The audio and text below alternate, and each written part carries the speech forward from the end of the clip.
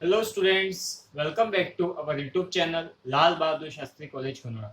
बच्चों, last class में हमने BSc third year inorganic chemistry में आपका उपसर्जक यौगिक पढ़ते हुए उसमें क्रिस्टल क्षेत्र विपाटन के बारे में पढ़ लिया था। बच्चों, आज हम नया टॉपिक शुरू कर रहे हैं जो कि आपका है क्रिस्टल क्षेत्र विपाटन ऊर्जा को प्रभावित करने वाले कारक, जिससे हम कहते हैं डेल। क्रिस्टल क्षेत्र ऊर्जा को क्या, क्रिस्टल क्षेत्र स्थायीकरण ऊर्जा को या फिर क्रिस्टल क्षेत्र की जो ऊर्जा होती है उसे हम क्या कहते हैं, डेल कहते हैं। जैसे मैंने आपको दो डायग्राम बना के बताए थे।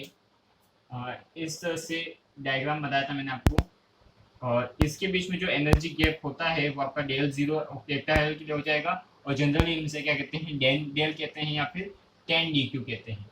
तो इसको प्रभावित करने वाले कारकों के बारे में पढ़ेंगे। डेल या डेन डी क्यू को प्रभावित करने वाले कारकों के बारे में पढ़ेंगे कि कौन कौन से फैक्टर्स उसको अफेक्ट करते हैं, मतलब कौन कौन से कारक इसको प्रभावित करते हैं, किस कारक की कमी या वृद्धि से आपकी डेल बढ़ेगी या घटेगी, उसके बारे में बच्चों आज हम पढ़ेंगे। तो शुरू करते हैं आज की क्लास। और इसमें सबसे पहला जो कारक है, सबसे फर्स्ट जो आपका फैक्टर है वो है बच्चों लिगेंड की प्रकृति, nature of ligand. Nature of ligand क्या होता है बच्चों, समझिएगा।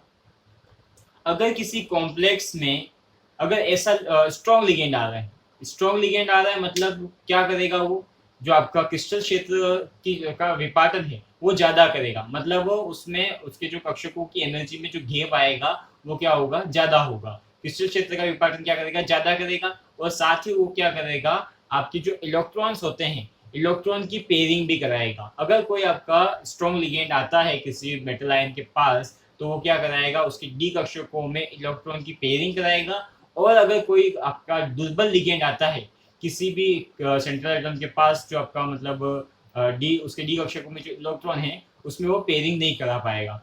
तो बच्चों एक बार इसको लिखिए, क्योंकि ये फैक्टर पूरे थ्योरेटिकल हैं, तो इसको लिखने के बाद ही आपको समझ में आएंगे। इसको एक बार मैं लिखता हूँ, उस लैंग्वेज के अकॉर्डिंग मैं आपको समझाऊंगा, तो इजी वे में आपको पूरा समझ में आ जाएगा। लिखिए, जब कोई धातु आयन, जब कोई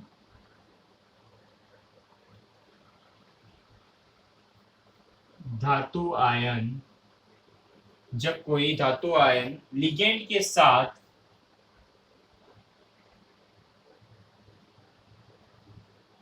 लिगेंड के साथ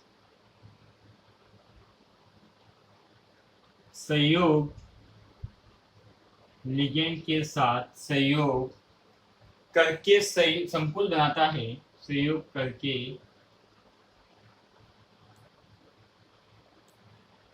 संकुल बनाता है,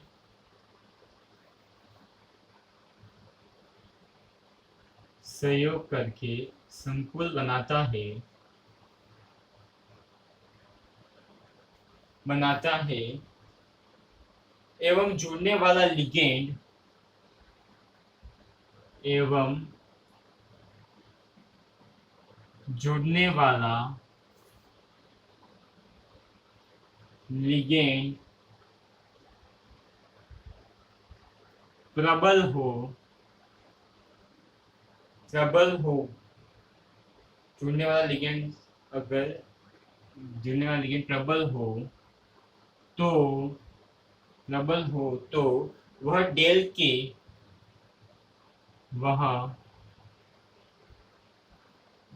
के उच्च मान देगा, डेल के उच्च मान देगा तथा उच्च मान देगा तथा वह उच्च मान देगा तथा यदि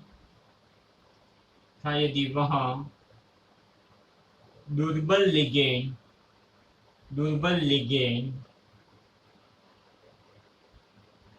हो तो डेल के न्यून मान देगा, डेल के न्यून मान देगा। तो जो इस लाइन को समझिएगा, जब कोई धातु आयन लिगेंड के साथ सहयोग करके संकुल बनाता है एवं जुड़ने वाला लिगेंड प्रबल हो तो वह डेल के मान उच्च देगा, डेल की उच्च मान देगा, तथा यदि वह दुर्बल लिगेंड हो तो डेल की न्यून मान देगा। बच्चों इसको समझिएगा, जैसे आपके पास अगर कोई लिगेंड है और वह उच्च मतलब स्ट्रॉन्ग लिगेंड है, तो स्ट्रॉन्ग लिगेंड है तो क्या करेगा, जो आपके हायर एनर्जी के कक्षक है उनकी एनर्जी को क्या करेगा, बहुत ज्यादा बढ़ाएगा। तो ये जितनी ज्यादा बढ़ाएगा ये तो क्या होगा, कम होगा, मतलब इन दोनों में इनको तंत्र की जो एनर्जी, सिस्टम की जो एनर्जी वो तो क्या रहेगी, कांस्टेंट रहेगी, मतलब ये जितनी बढ़ेगी उतनी ज्यादा ये कम होगी। तो कम होने की वजह से बच्चों इनके बीच में जो गैप आएगा वो क्या हो जाएगा, बहुत ही ज्यादा आ जाएगा। अगर कब होगा, ये स्ट्रॉन्ग लिगेंड होगा तब, तो डेल का जो मान होगा वो क्या हो जाएगा, बढ़ जाएगा। तो इनके बीच में जो एनर्जी गैप आएगा वो ज्यादा आ जाएगा, तो डेल का मान क्या हो जाएगा, बढ़ जाएगा। कब, जब लिगेंड आपका क्या होगा, प्रबल होगा। लिगेंड प्रबल हो तो डेल के उच्च मान, यदि तथा यदि वह दुर्बल लिगेंड हो तो डेल के क्या आएंगे, न्यून मान। और आपका कोई स्ट्रॉन्ग वीक लिगेंड होगा तो वो क्या करा पाएगा, इसमें जो डेल के जो बीच में स्प्लिटिंग है वो इतनी ज्यादा नहीं करा पाएगा, जिसकी वजह से आपके डेल की वैल्यू क्या आएगी, कम आएगी। इस तरह से हम कह सकते हैं कि लिगेंड आपके डेल की वैल्यू को किस तरह से अफेक्ट करता है। तो अगर स्ट्रॉन्ग या मतलब डिपेंड करता है कि आपका कौन सा लिगेंड जुड़ रहा है, स्ट्रॉन्ग लिगेंड जुड़ रहा है या वीक लिगेंड जुड़ रहा है। अगर स्ट्रॉन्ग लिगेंड जुड़ेगा तो वो क्या करेगा कि इसके जो डेल की जो एनर्जी है उसको बढ़ाएगा, और न्यू जो आपका अगर वीक लिगेंड होगा तो वो डेल के मान को क्या करेगा, कम करेगा। तो इसको भी नोट कर लीजिए बच्चों। साथ ही इसमें एक और पॉइंट है उसको भी लिखेंगे हम। आई होप आपने नोट कर लिया होगा। अब बच्चों देखिए कौन सा लिगेंड स्ट्रॉन्ग होगा, कौन सा लिगेंड वीक होगा, उसके बारे में हम थोड़ा सा देखेंगे।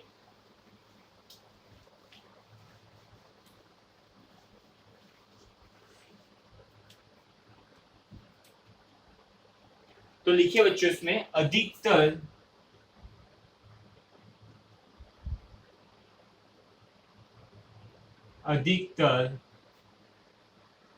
उपयोग में आने वाले, अधिकतर उपयोग में आने वाले लिगेंडों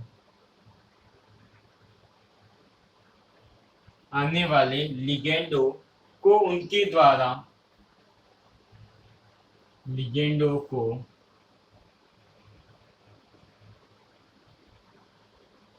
उनके द्वारा लिगेंडों को उनके द्वारा उत्पन्न क्षेत्र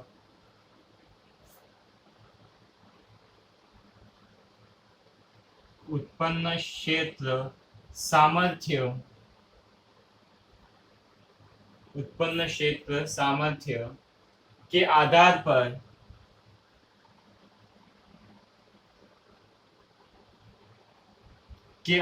पर जो कि डेल के मान से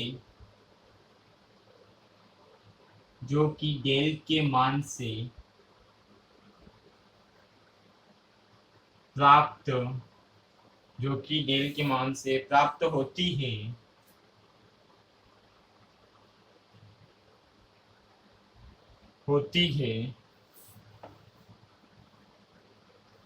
उन्हें एक आधार पर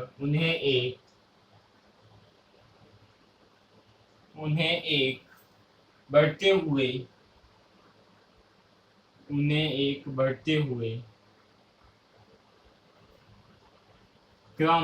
हुए क्रम में व्यवस्थित कर सकते हैं, व्यवस्थित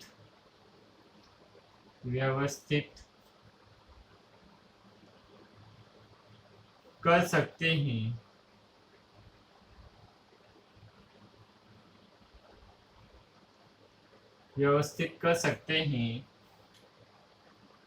जिसे स्पेक्ट्रो रसायन श्रृंखला कहते हैं। क्या कहेंगे बच्चों इसे, जिसे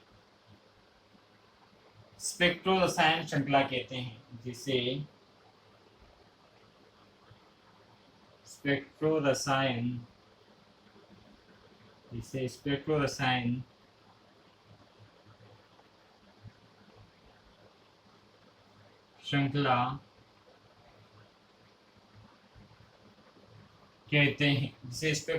श्रृंखला कहते हैं। तो बच्चों ऐसे लिगेंड जो डी कक्ष मतलब जो डेल के मान को बढ़ाते हैं, तो ऐसे अधिकतर लिगेंड जो हमेशा डेल के मान को बढ़ाते हैं, और कितना बढ़ाते हैं, तो जो सबसे ज्यादा बढ़ाता है फिर उसके बाद उससे कम, उससे कम, उससे मतलब सॉरी इसे में क्या लिखा हमने, बढ़ाने वाले द्वारा उनके उत्पन्न क्षेत्र के आधार पर देव के मन में उन्हें एक बढ़ते हुए, मतलब जो इंक्रीजिंग ऑर्डर होता है, पहले सबसे कम फिर उससे ज्यादा, उससे ज्यादा बढ़ते हुए क्रम में हम जब लिखेंगे तो उससे जो सीरीज मिलेगी अपने को लिगेंड की, उसे हम क्या कहते हैं, स्पेक्ट्रोकेमिकल सीरीज या फिर स्पेक्ट्रो रसायन श्रृंखला। मतलब बच्चों समझिएगा कि जो लिगेंड होते हैं आपके, उन लिगेंडों की मतलब जो सामर्थ्य होती है उनकी, जो फिट मतलब जो डेल के मान को बढ़ाने की जो कैपेसिटी होती है, उसको हम बढ़ते हुए इंक्रीजिंग ऑर्डर में लिखते हैं, तो जो सीरीज हमें मिलती है उसे हम क्या कहते हैं, स्पेक्ट्रो रसायन श्रृंखला या फिर स्पेक्ट्रोकेमिकल सीरीज कहते हैं। तो आई होप बच्चों आपको समझ में आ गया होगा। नोट कर लीजिए इसे, और एग्जाम्पल के फॉर्म में आप इसकी एग्जाम्पल लिखिए किस तरह से इसमें इसकी जो सीरीज होती है वो चलती है। एग्जाम्पल नहीं होगी, ये इसकी सीरीज ही हो जाएगी एक तरह से। तो इसको डैश करके लिख सकते हैं आप। क्या लिखेंगे, I minus is less than B R minus is less than C L is less than F is less than OH minus is less than OH minus is less than C2O4 minus C2O4 2 minus is less than, या फिर ये equal to हो जाएगा बराबर लगभग H2O is less than glycerin is less than, और बराबर लिखा है इसने, तो हम इसको इस तरह से कर सकते हैं शो। EDTA, EDTA आपका एक स्ट्रॉन्ग लिगेंड होता है बच्चों। EDTA 4 माइनस हो जाएगा, क्या हो जाएगा 4 माइनस, इसमें से 4 H निकल जाएंगे, इसलिए इज लेस देन pyridine, और ये बराबर होती है आपके NH3 is less than En is less than dipyridine is less than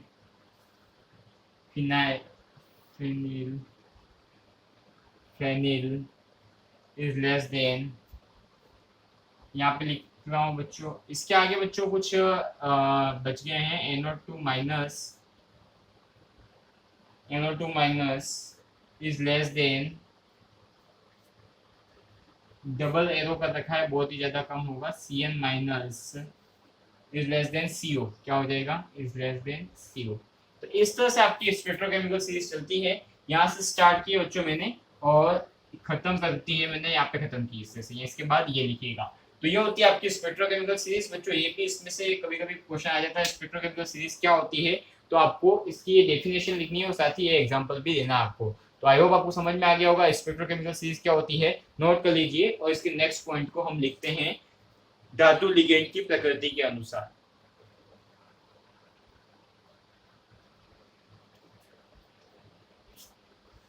I hope आपने नोट कर लिया होगा।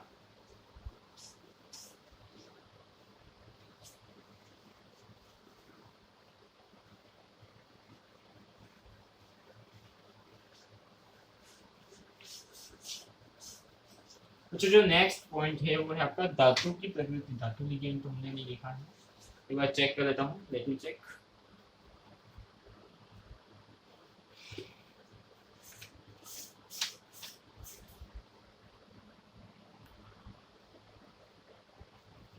तो जो नेक्स्ट अपने पास टॉपिक है वो है धातु आयन की प्रकृति, या फिर मेटल आयन का जो नेचर होता है उसके, वो किस तरह से आपको आपके डेल को इफेक्ट करता है।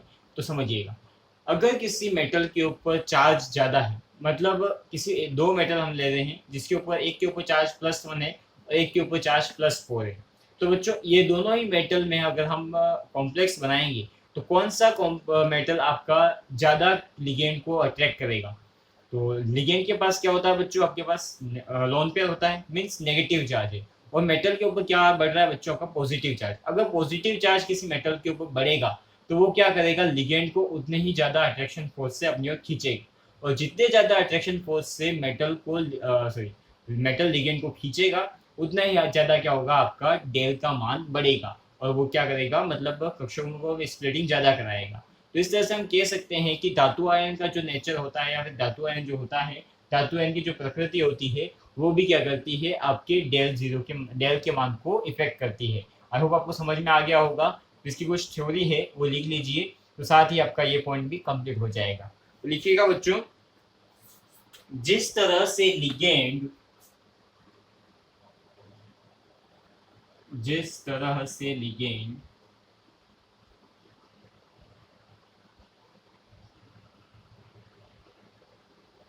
जिस तरह से लिगेंड डेल को जिस तरह से लिगेंड डेल को प्रभावित करता है,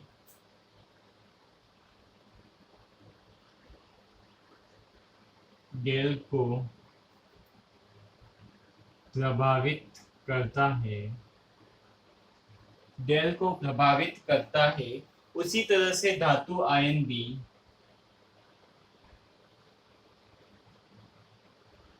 उसी तरह से धातु आयन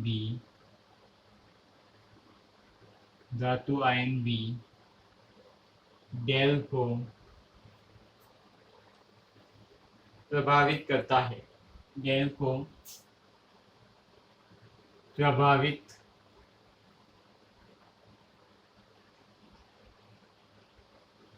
करता है। जैसे जैसे धातु आयन पे धातु आयन पर आवेश बढ़ता जाता है, धातु आयन पर आवेश बढ़ेगा। धातु आयन पे हमेशा कौन सा आवेश बढ़ेगा बच्चों? आपका धनात्मक आवेश बढ़ेगा। इसलिए मैंने यहाँ पे लिखा सीधा ही धातु आयन पर आवेश बढ़ेगा, धातु आयन पर आवेश बढ़ेगा, वह लिगेंड को उतनी ही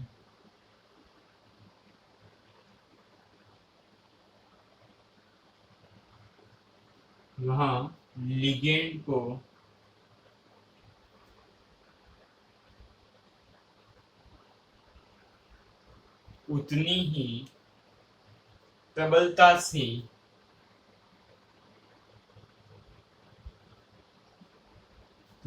से आकर्षित करेगा, उतनी ही प्रबलता से आकर्षित करेगा एवं साथ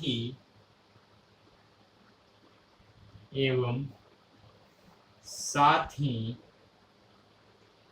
डेल का मान भी बढ़ेगा, डेल का मान भी बढ़ेगा, डेल का मान भी बढ़ेगा। तो बच्चों, जिस तरह से लिगेंड डेल को प्रभावित करता है उसी तरह से धातु आयन भी आपका डेल को प्रभावित करता है। जैसे जैसे धातु आयन पर आवेश बढ़ेगा वह लिगेंड को उतनी ही प्रबलता से आकर्षित करेगा एवं साथ ही डेल का मान भी बढ़ेगा। जैसे बच्चों मेरे पास एक मेटल है ए, उसके ऊपर चार्ज है प्लस, और एक दूसरा है बी, उसके ऊपर चार्ज है 2+, और एक तीसरा है अपने पास सी, इसके ऊपर चार्ज है +4। तो बच्चों जैसे मेरे पास एक लिगेंड आया तो बच्चों इसमें तीनों में सबसे ज्यादा लिगेंड को कौन आकर्षित करेगा? तो +1 से ज्यादा तो इसके पास पॉजिटिव चार्ज आता है, और इससे भी ज्यादा पॉजिटिव चार्ज किसके पास जाता है? आपका तो 4+ के पास है। तो सबसे ज्यादा लिगेंड को कौन आकर्षित करेगा? आपका सी आकर्षित करेगा। तो सी आकर्षित करेगा तो ये लिगेंड किसके पास जाएगा? आपके सी के पास जाएगा, और सी के पास जाने के बाद ये क्या करेगा कि उसके जो कक्षक होते हैं उसकी एनर्जी, उसके कक्षकों में विभाजन कर देगा और उच्च ऊर्जा और निम्न ऊर्जा के कक्षक बना देगा, और जिसकी वजह से इनके कक्षकों में जो विभाजन होगा, इनके बीच में अट्रैक्शन फोर्स ज्यादा होगा, तो इनके कक्षकों में विभाजन भी क्या होगा? ज्यादा होगा। ज्यादा होने से आपके डेल का मान भी क्या हो जाएगा? बढ़ जाएगा। तो इस तरह से हम कह सकते हैं कि जो धातु आयन होते हैं बच्चों, वो भी क्या करते हैं? आपके डेल के मान को प्रभावित करते हैं। आई होप आपको समझ में आ गया होगा धातु आयन की जो प्रकृति होती है किस तरह से डेल के मान को प्रभावित करती है। तो इसको नोट कर लीजिए बच्चों।